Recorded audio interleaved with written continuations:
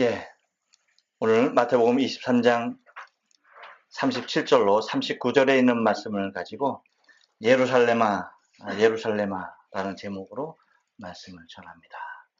우리 다 같이 한번 인사할게요. 옆 사람 같이 하시고 앞뒤 사람 같이 하실 때 지난 한 주간 동안 평안하셨습니까? 인사합니다. 지난 한 주간 동안 평안하셨습니까? 평안하셨습니까? 평안하셨습니까? 평안하셨습니까?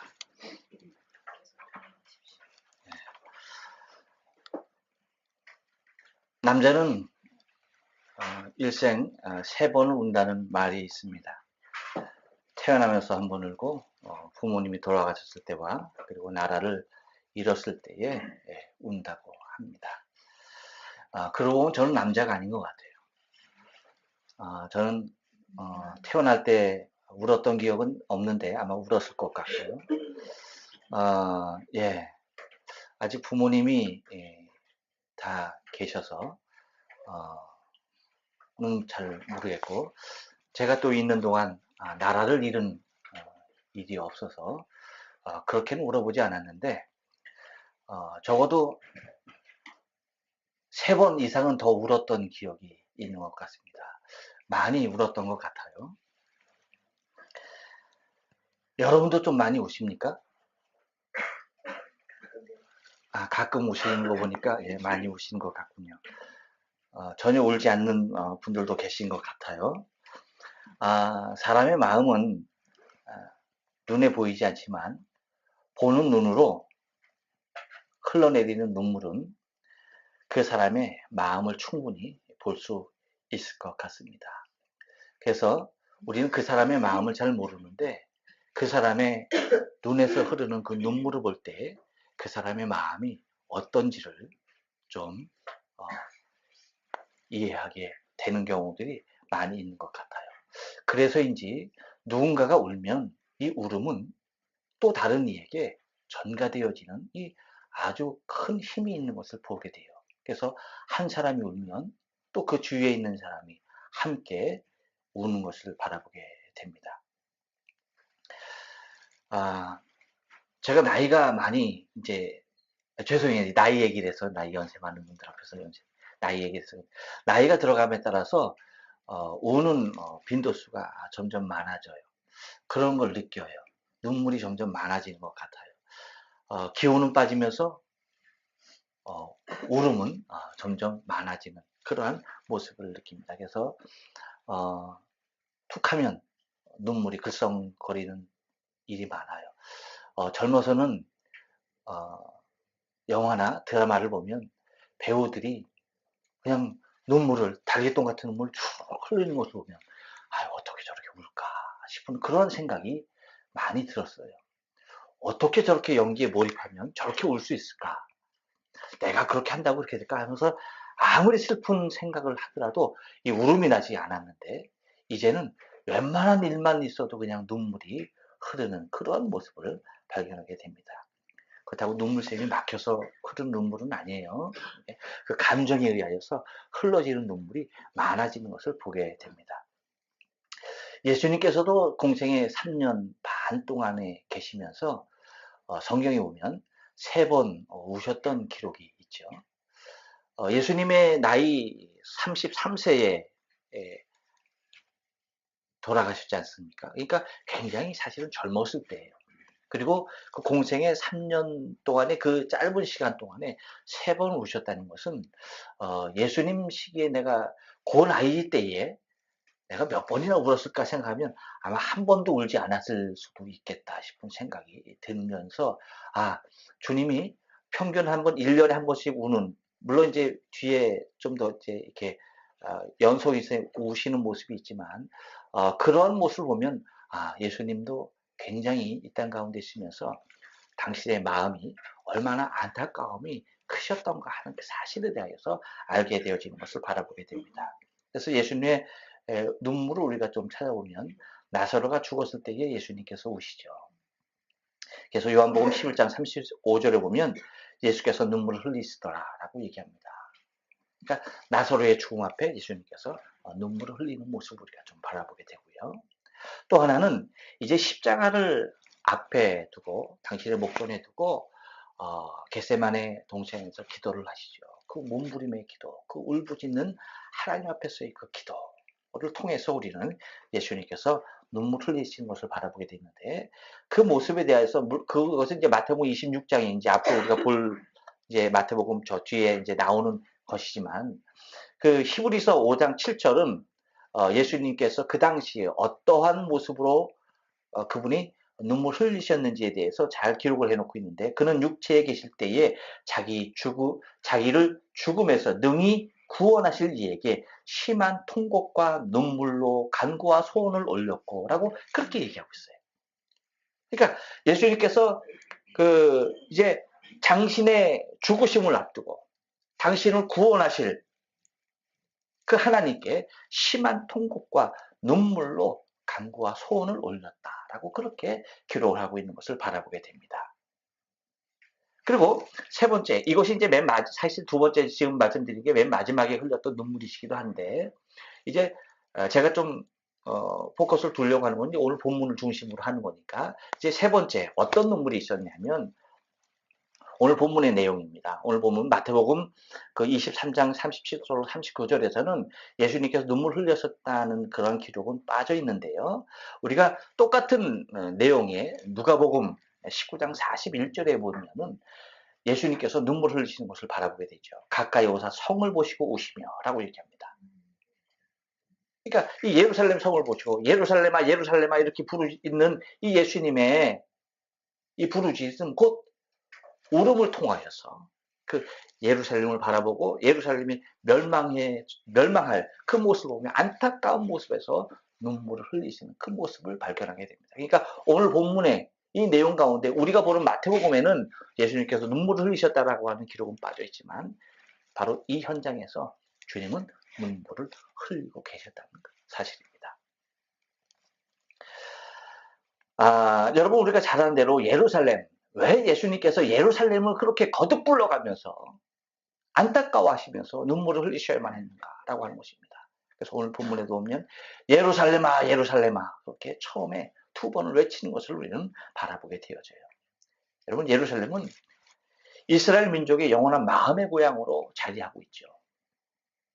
또한 지리적으로는 이제 다윗이 이 예루살렘을 도읍지로 삼고 예루살렘을 중심으로 해서 이스라엘이 번성해 나가는 모습을 발견하게 됩니다.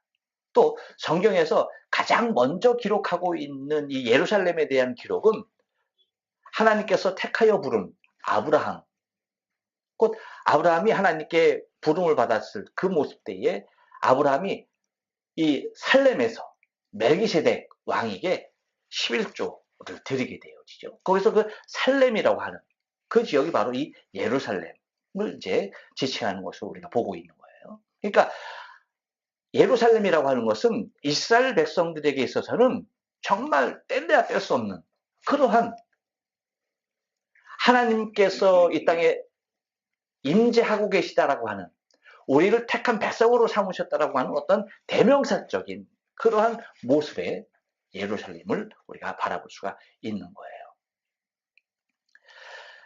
바로 이러한 곳에서 이러한 예루살렘을 우리가 좀 배경으로 두고 이 예루살렘을 이제 의인화하면서 하나님께서 예루살렘아 예루살렘아 주님께서 부르시는 그 모습, 그 눈물 속에 도대체 어떠한 눈물이 담겨져 있는지에 대해서 오늘 본문을 통해서 좀 우리가 살펴보면서 은혜를 나누기를 원합니다. 원년 여러분, 예루살렘아 예루살렘아 부르시는 주의 음성 가운데는요, 한번 따라서 합니다. 안타까움의 눈물입니다. 안타까움의 눈물이다. 예, 그렇습니다. 여러분, 37절 상반절 말씀 보면 이렇게 얘기해요. 선지자들을 죽이고 내게 파송된 자들을 돌로 치는 자요 라고 얘기합니다. 선지자들을 죽였다, 그리고 너에게 파송된 자들을 돌로 치는 자다라고 그렇게 얘기하고 있는 것을 바라보게 되어져요.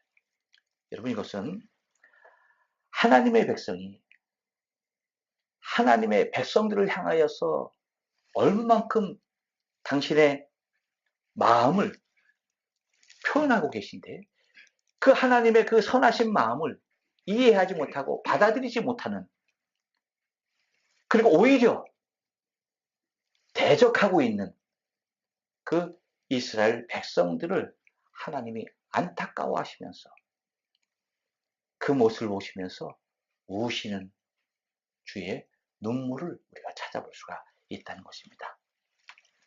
여러분 한번 생각해 보세요. 우리 안에 하나님의 말씀이 전해지는 것. 이것 여러분, 이거 한 가지만 우리가 생각해 보세요. 이 한 가지만 우리가 생각해 본다 할지라도 여러분 인생이 무엇인데 전능하신 하나님께서 무엇이 답답하고 무엇이 모자라서 그렇죠? 아니 그분께서 무슨 부족한 것이 있어서 당신을 배척하고 당신의 뜻을 저버리고 자기 갈 길로 가는 정말 지금 당장 날벼락을 맞아도 이상치 아니할 인생을 향하여서 그렇게 오셔서 우리에게 당신의 뜻을 전하며 말씀을 전해 주실까라고 하는 것입니다.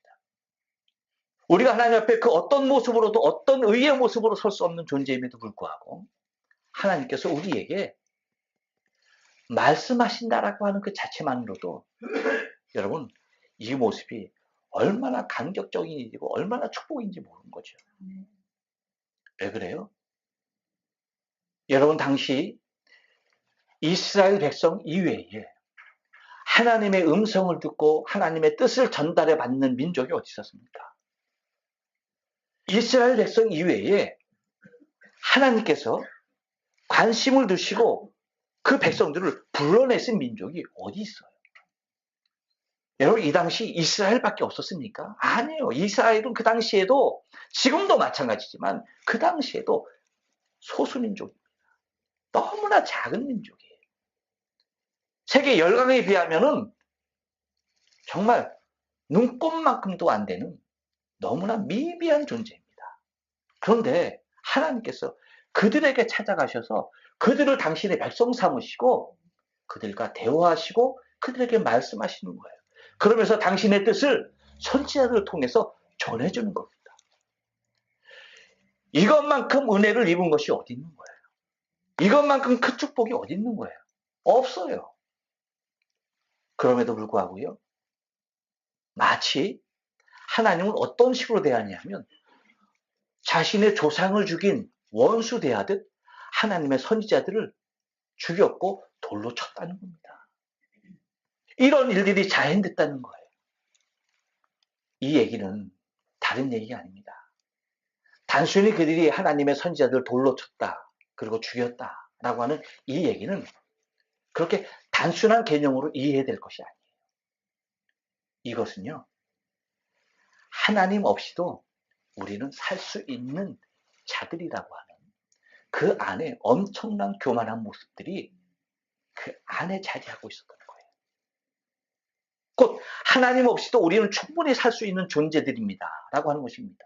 왜? 하나님의 음성이 내게 은혜로 들리는 것이 아니라 무엇으로 들려요? 가시로 들리는 거예요. 내게 너무나 불편한 거예요. 내가 너를 사랑하고 내가 너에게 나의 뜻을 전하겠다라고 하는 그 하나님의 음성이요. 그 부드러운 주의 음성이 마치 내 심령에 비수로 날아오는 거예요. 너무나 거친 곧 내 안에 하나님의 그 사랑의 음성이 나를 마치 내 살을 도려내는 아픔으로 찾아오는 거예요. 그러니까 그것을 즐겨할 수가 없는 거예요. 환영할 수가 없는 거예요. 기뻐할 수가 없는 거예요. 그래서 이제 더 이상 그 얘기 하지 말라는 거예요. 그럼에도 불구하고 내가 너를 사랑한다라고 하는 메시지를 계속해서 선지자를 통해서 전하자 어떻게 하는 겁니까? 죽이는 겁니다. 돌로 치는 겁니다.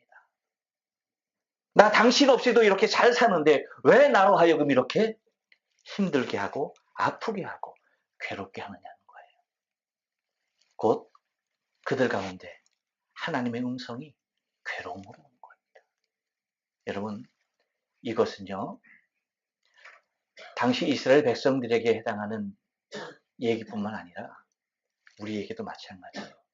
하나님의 나를 사랑하심의 음성이 나에게 달콤한 주의 사랑으로 자비로운 주의 음성으로 들리지 않냐고 오히려 내 마음의 가운데 무엇인가 아주 악한 것들이 내 안에, 내 속에서 들끓어 올라오는, 주의 음성을 들을 때에 그 안에 내 무엇인가가 들끓어 올라오고 거기에 대하여서 반항하는 그러한 모습들이 내 안에 자리할 때에 여러분, 우리의 신앙은 빨간불에 켜져 있는 거예요. 위험한 모습입니다. 그것이 지나치게 되면 이스라엘 백성들과 똑같은 일을 하게 돼요. 돌을 들게 됩니다. 그리고 던지게 되고요. 죽이게 되는 거예요. 우리는 그렇게 당신의 마음을 이해하지 못하고 알아주지 못하는, 그래서 오히려 선지자들 돌로 던지고 죽이는 그 이스라엘 백성들을 향하여서 주님께서 눈물을 흘리시는 것입니다. 너무나 안타까운 모습이죠. 또 하나, 예루살렘아 예루살렘아 하는 주의 부름은 한 번 더 따라삽니다. 사랑의 눈물입니다. 37절 중반전 말씀 보니까 이렇게 얘기해. 암탉이 그 새끼를 날개 아래 모음같이 내가 내 자녀를 모으려 한 일이 몇 번이냐 라고 묻습니다. 여러분, 하나님의 사랑은요, 그럼에도 불구하고 찾아오는 것이 하나님의 사랑이에요. 그렇게 실탈하고 그렇게 배척하고 죽이고 함에도 불구하고 당신이 택한 백성이라고 하는 그 이유 하나만으로, 당신이 선택했다라고 하는 그 이유 하나만으로 끊임없이 사랑에 손을 내미는 분이 하나님이라는 거예요. 물론 그 하나님의 거듭되는 그 사랑이 아니었다라고 한다면 이 땅에 구원받을 육체가 단 한 생명도 없는 것을 우리는 고백해야 합니다. 누가 과연 그분의 사랑 앞에 무릎 꿇지 아니할 수 있는 사람이 어디 있어요? 나는 싫다라고 부인하지만, 나는 아니라고, 됐다라고 거부하고 있지만, 그럼에도 불구하고 나를 위하여서 찾아오시는 주의 모습을 우리는 발견하게 되는 거예요. 그러면서 주님께서 하나의 비유로 들어주는 것이, 암탉이 자기 새끼를 날개 아래 모은 것 같다. 그렇게 했던 적이 몇 번이냐라고.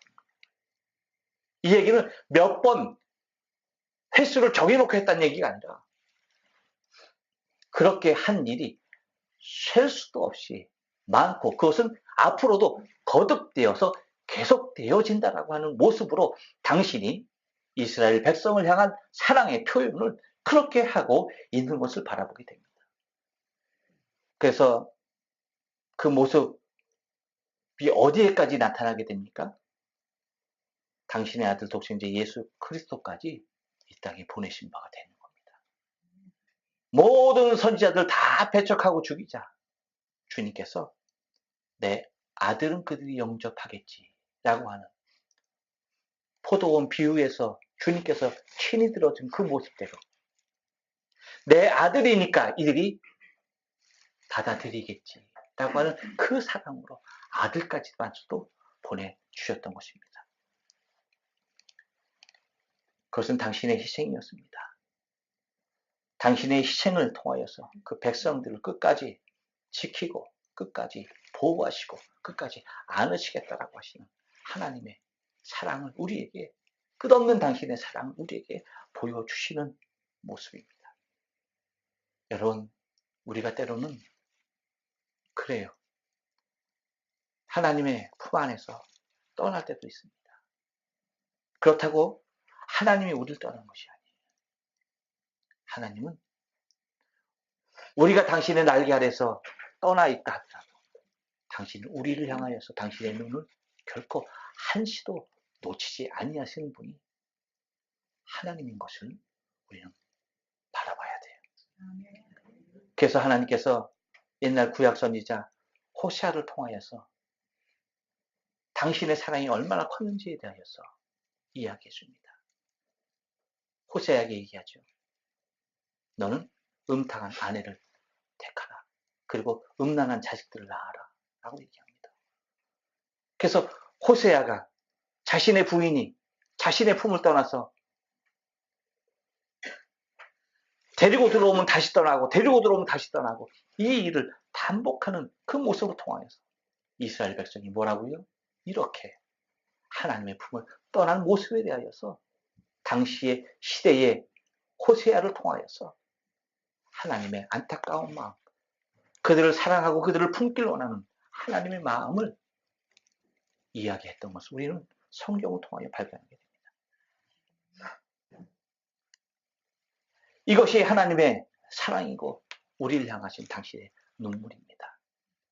여러분, 하나님의 그 사랑은 나의 희생을 통하여서 자식을 품을 수 있다고 한다면 바로 그 길이 십자가의 길이었고 그것이 우리의 구속을 이루는, 우리의 구원의 완성을 이루는 길이었던 것을 바라보게 됩니다.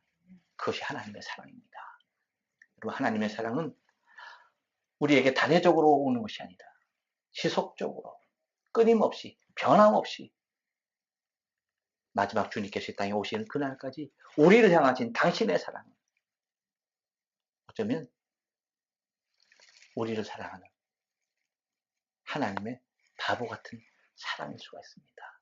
하지만 그 사랑은 결코 변치 아니하는 영원한 우리에게 생명을 주시는 사랑임을 우리는 바라봐야만 합니다.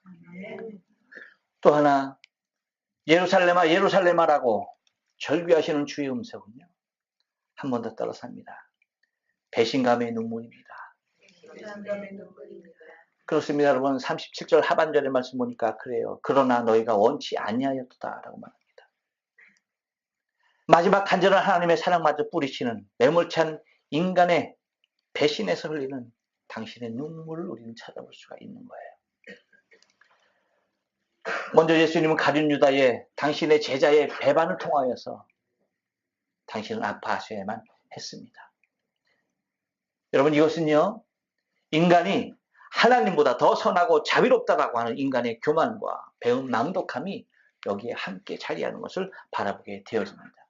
은 30냥이라고 하는 돈에 의하여서 예수님을 팔았지만 그것은 그 단순한 은 30냥의 모습이 아니라 나도, 인간도 하나님처럼 그렇게 선할 수 있다라고 하는, 아니 어쩌면 하나님보다 더 자비하고 하나님보다 더 궁유한 바로 나 자신의 모습이 있음을 자청하는, 어쩌면 하나님께서 내게 베풀어 주신 그 사랑과 그 은혜에 대한 그 모습을 생각지 아니하고 오히려 서운했던 그 모습만이 자리하고 있는 그 모습, 인간의 배은망덕함을 보여주는 모습이라고 할 수가 있습니다.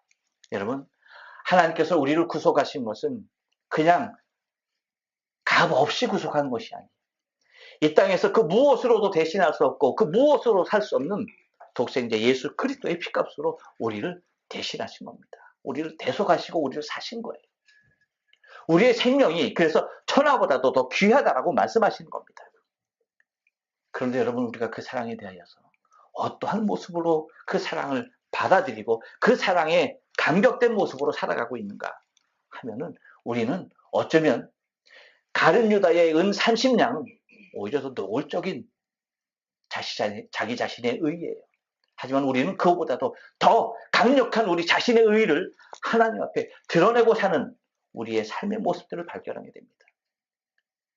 그래서 예루살렘아 예루살렘아라고 외치는 것은 예루살렘 성을 부르는 것이 아니라 바로 배은망덕한 하나님의 그 사랑과 그 은혜에 배신감을 때리는 우리 자신의 이름을 지금 부르고 있는 주의 음성으로 들어야만 하는 것입니다. 여러분, 우리가 하나님의 그 사랑, 예루살렘아 예루살렘아 부르는 그의 음성 가운데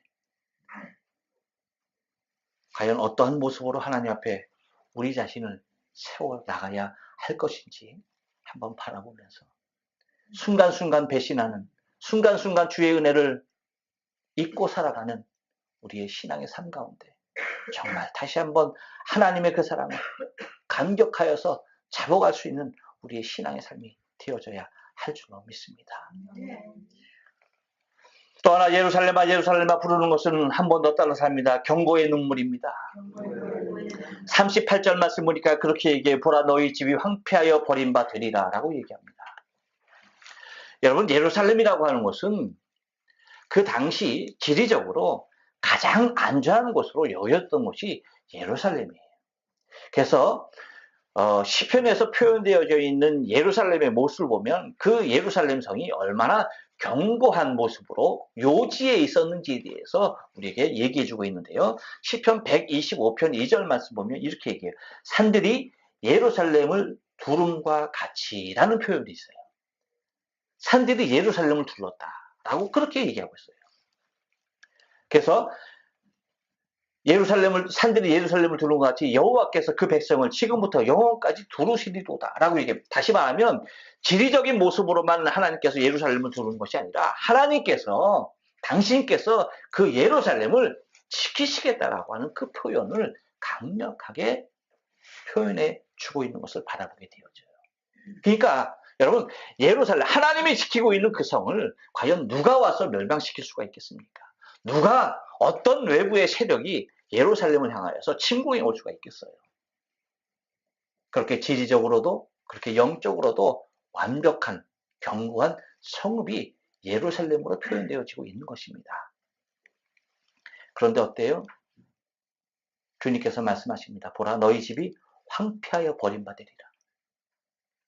그들이 자신의 집으로 여기고 있던 그 예루살렘이 황폐하여서 버림받을 것에 대하여서 이야기하고 있다는 것이에요. 근데 여러분 어떻게 됩니까? 그렇게 되어져요. AD 70년 로마의 티투스, 우리가 디도라고 하죠. 디도 장군에 의해서 뭐라고 어떻게 됩니까? 완벽하게 멸망당하고야 맙니다. 철저하게 파괴되어지는데 예루살렘 성전뿐만 아니라 궁전 그리고 예루살렘 모든 성곽들도 다 파괴되어지고야 말아요. 그래서 예수님께서 우리가 다음 시간에 이제 다음 시간에 볼 이제 내용인데 마태복음 24장 2절 말씀 보니까 그렇게 얘기해. 대답하여 이르시되 너희가 이 모든 것을 보지 못하느냐? 내가 진실로 너희에게 이르노니 돌 하나도 돌 위에 남지 아니하고 다 무너뜨리리라. 돌 하나가 돌 위에 남지 아니하고 완벽하게 무너지는 그 모습에 대해서 예수님께서 말씀하신 그대로 AD 70년에 예루살렘이 그렇게 멸망당하고 맙니다. 그래서 모든 예루살렘 성곽도 다 무너져요. 근데 서쪽에 조금만 남겨도 일부만 남겨놔. 그리고 그 예루살렘에 이스라엘 백성들이 단 한 명도 그 예루살렘에 들어가지 못합니다. 그리고 다 흩어져 버립니다. 다 쫓아내버려요. 그리고 딱 1년에 한 번 예루살렘에 들어가게 합니다. 그때가 언제냐? 곧 예루살렘이 멸망한 날. 그날 이스라엘 백성들에게 예루살렘을 들어가게 허락해요.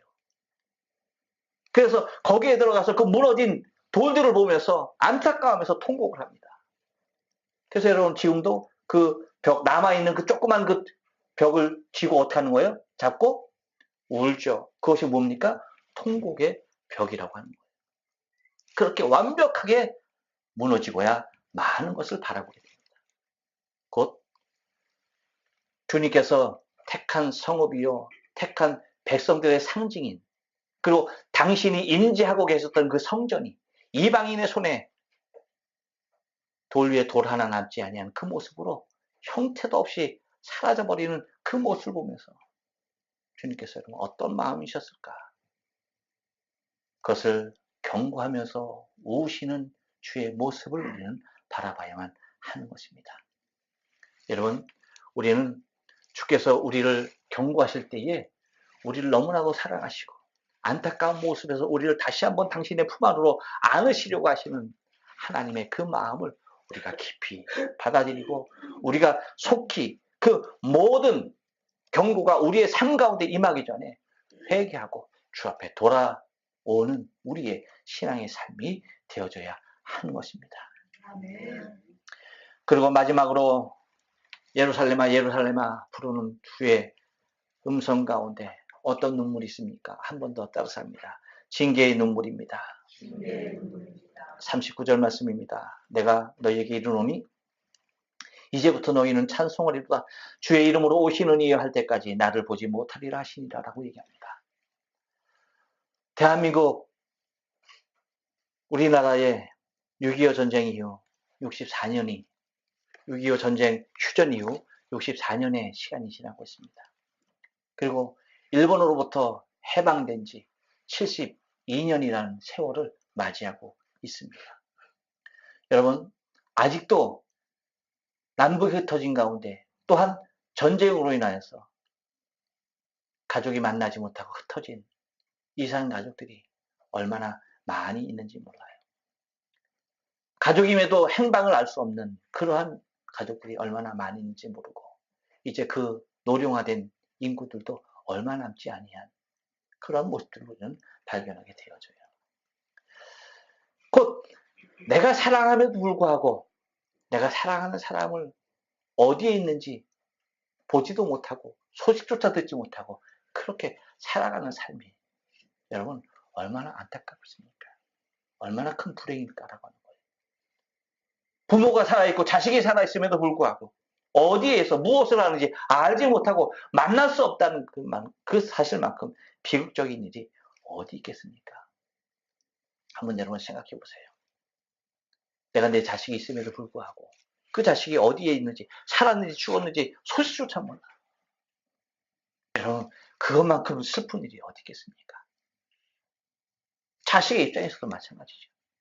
부모님이 계심에도 불구하고 그 부모님이 어디에서 어떠한 모습으로 어떻게 늙어가시는지 알 수 없다고 한다면 얼마나 비극적인 일일까요? 그런데 주님께서 우리에게 오늘 주시는 말씀 맨 마지막 절 39절은 바로 그와 같은 거예요. 이제 너희가 나를 보지 못할 거야 라고 하는 겁니다. 안타까운 일이죠.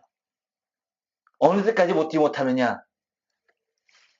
찬송하리로다 주의 이름으로 오시는 이여 할 때까지 결코 너희가 나를 보지 못할 것이다 라고 하는 거예요. 이제 이 땅에 주님 볼 날이 이제는 다시는 그들에게 없다는 얘기입니다. 여러분 이것만큼 큰 징계가 어디 있어요? 당신의 택한 백성임에도 불구하고 하나님의 큰 사랑을 입은 백성임에도 불구하고 그 사랑해 주시는 하나님 그분이 그들을 떠나고 계심에도 불구하고 그들이 알아보지 못하는 그 모습이 얼마나 안타까운가라고 하는 것입니다. 우리의 신앙의 삶 가운데 어쩌면 가장 큰 징계라고 하는 것은 하나님과 우리와의 단절이에요. 우리가 그분을 더 이상 기대하지 못하고 우리가 더 이상 그분을 바라지 못하고 산다고 한다면 이것만큼 여러분 인생에 저주는 없는 거예요. 그럼에도 불구하고 하나님은 우리에게 당신을 만날 수 있는 그 길을 열어놓으셨어요. 말씀으로 열어놓으셨습니다. 그래서 여러분 우리가 하나님의 말씀을 가까이 하면 우리가 하나님께로 가까이 가는 거예요. 그리고 또 우리가 하나님께 기도하게 하나님은 우리를 만날 수 있는 그 길을 열어놓으셨어요. 그래서 우리가 하나님께 기도하면 하나님은 우리에게 가까이 오시는 거예요. 그래서 우리가 말씀과 기도를 통하여서 하나님과 늘 가까이 친밀하게 동행할 수 있는 그 길을 열어놓으셨어요. 그래서 이것이 징계의 눈물이기도 하지만 여러분 이것은 또 하나 우리 하나님을 가까이 하며 살아가는 다시 오실 주님을 소망하며 살아가는 우리에게는 환희와 감격의 하늘에 대한 소망의 희열의 눈물입니다. 그래서 우리가 주님 만날 그날 마라나타 주여 어서 오시옵소서 주님께서 이 땅 가운데 다시 오실 그날을 우리가 소망하며 살아가는 그날 그것만큼 우리에게 감격적인 날이 또 어디 있겠습니까? 여러분 주님의 마지막 이 눈물이 때로는 우리에게 징계의 눈물이기도 하지만 그분을 사모하며 그분만을 기다리며 하나님과 오늘도 동행하기를 소원하는 간절함을 가진 자들에게는 이것이 징계의 눈물로 그치는 것이 아니라 우리에게 소망의 눈물로 주님을 마지막 날 다시 주님께서 이 땅에 오시는 날 그 만남의 날을 기뻐하며 희열 가운데 흐르는 우리 인생에 있어서 가장 감격스러운 눈물이 바로 이 눈물이 될 줄로 믿습니다. 주님은 이 시간에도 예루살렘아 예루살렘아 라고 부르시고 계십니다. 여러분 그 결규가 이제는 우리의 심령 가운데 더 이상 주님의 안타까움의 눈물이 아닌 주님의 사랑을 받지 못하는 그 눈물이 아닌 배신감에서 흘러나오는 눈물이 아닌 더 이상 경고의 눈물이 아닌 더 이상 징계의 눈물이 아닌 우리에게 환희와 감격 가운데 오실 주님을 기대하면서 흘리는 소망의 눈물이길 주의 이름으로 축원합니다. 기도하십니다.